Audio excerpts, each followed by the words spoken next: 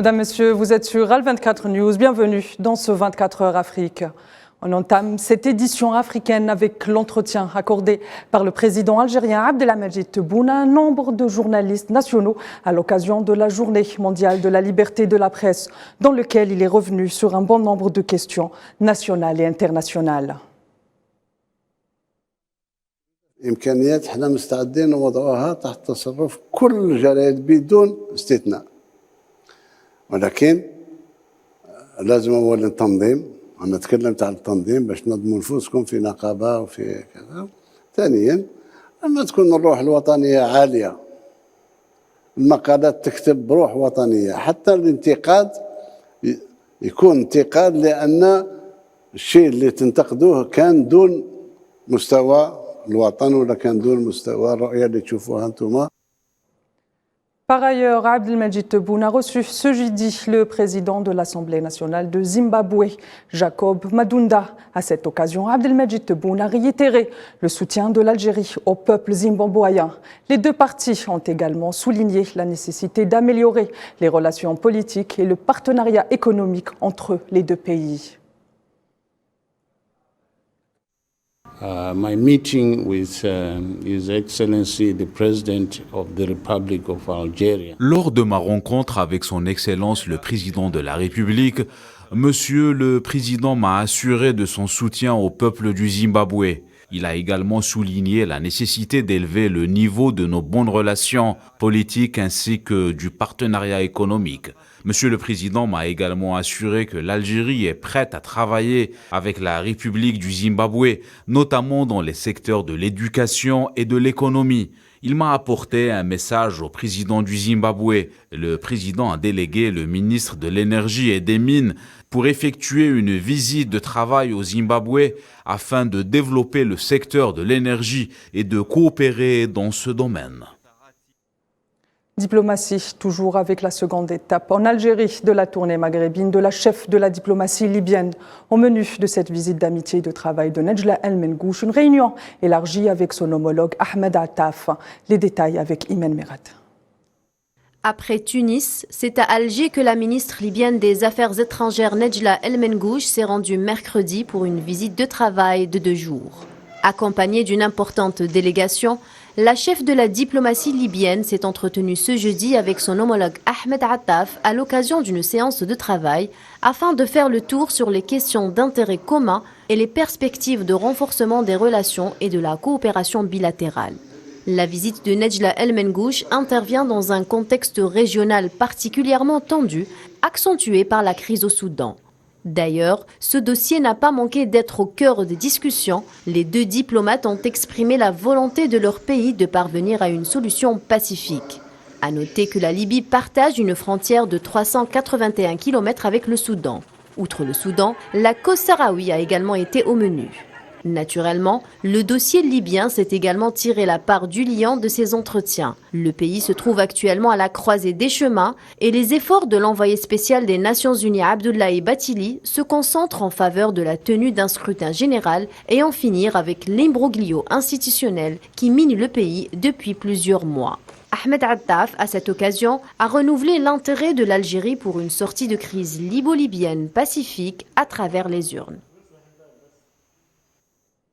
Et cette triste nouvelle qui nous arrive du Rwanda, où les bilans des morts ne cessent de s'alourdir dans les provinces occidentales du pays, suite à des inondations et des glissements de terrain causés par des pluies saisonnières.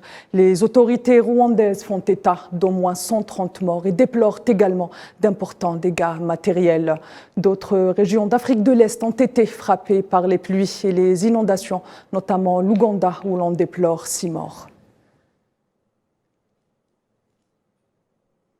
L'Allemagne a ratifié le retrait d'ici mai 2024 de ses troupes engagées dans la mission d'appui de l'ONU au Mali. La MINUSMA, réunie en Conseil des ministres, le gouvernement d'Olaf Scholz a entériné cette décision de retrait annoncée en fin 2022. Pour rappel, l'Allemagne participe depuis 2013 à la mission onusienne avec environ 1 millier de soldats. Et la situation est toujours aussi tendue au Soudan, 3 semaines après le début de l'affrontement entre l'armée du pays et les forces de soutien rapide. Aucune trêve ne semble faire le poids face à cet abcès et les aides humanitaires qui deviennent urgentes ne trouvent aucun écho. Souhila Akilal. Sous les bruits des bombardements et des explosions, le Soudan s'est réveillé pour le 20e jour consécutif dans le chaos de la guerre. Le ciel de Khartoum, toujours obscurci par un panache de fumée noire, alors que les affrontements acharnés se poursuivent, malgré l'annonce d'un accord de principe pour prolonger jusqu'au 11 mai la trêve en vigueur dans le pays. L'ONU a été prise par surprise par le conflit au Soudan, dans la mesure où nous et beaucoup d'autres ne nous attendions pas à ce que cela se produise. Nous pouvons dire que nous n'avons pas réussi à éviter la guerre. Selon le coordinateur des secours d'urgence de l'ONU, Martin Griffiths, à l'arrivée des premières cargaisons d'aide humanitaire au Soudan, 6 camions ont été pillés mercredi alors qu'ils étaient en route vers le Darfour. Il a d'ailleurs demandé des garanties pour pouvoir assurer cette mission humanitaire. Nous devons être très clairs sur les engagements pris pour assurer la sécurité de la distribution des approvisionnements. Depuis le 15 avril, la guerre entre l'armée régulière soudanaise et les forces de soutien rapide a fait au moins 550 morts et plus de 5000 blessés. L'ONU, de son côté, estime le nombre de déplacés à plus de 335 000 personnes. Une situation humanitaire qui risque de connaître son apogée si les combats se poursuivent à ce rythme. Et cet aveu d'échec de la communauté internationale du secrétaire général des Nations Unies, Antonio Guterres, quant à cet enlisement sans précédent au Soudan, il réitère son appel à favoriser la population. Je vous propose de l'écouter. L'aide doit être autorisée à entrer au Soudan et nous avons besoin d'un accès sûr et immédiat pour pouvoir la distribuer aux personnes qui en ont le plus besoin. Les civils et les infrastructures civiles doivent être protégés. Et les travailleurs humanitaires et leurs biens doivent être respectés. J'appelle la communauté internationale à soutenir le peuple soudanais dans sa quête de paix et de retour à la transition démocratique. Le président béninois Patrice Talon a ordonné une enquête après des attaques qui ont tué une quinzaine de personnes dans le nord du pays, a annoncé le gouvernement en dénonçant des actes criminels. Le nord du Bénin a été touché par 2 attaques meurtrières en 2 jours et ont coûté la vie à près de 20 personnes selon les autorités sécuritaires du pays.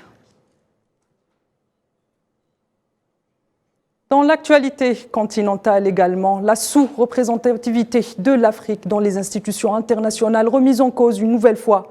C'est au tour de l'Alliance politique africaine APA de déplorer cet état de fait. Au terme de la première réunion ministérielle des ministres des Affaires étrangères et des chefs de délégation des pays membres de l'Alliance, tenue au Togo, ils ont déploré le manque de représentativité de l'Afrique, regrettant par ailleurs le manque de progrès dans la dynamique de réforme au sein de l'ONU et du Conseil de sécurité. La diplomatie africaine continue à se mobiliser pour une paix durable en République démocratique du Congo.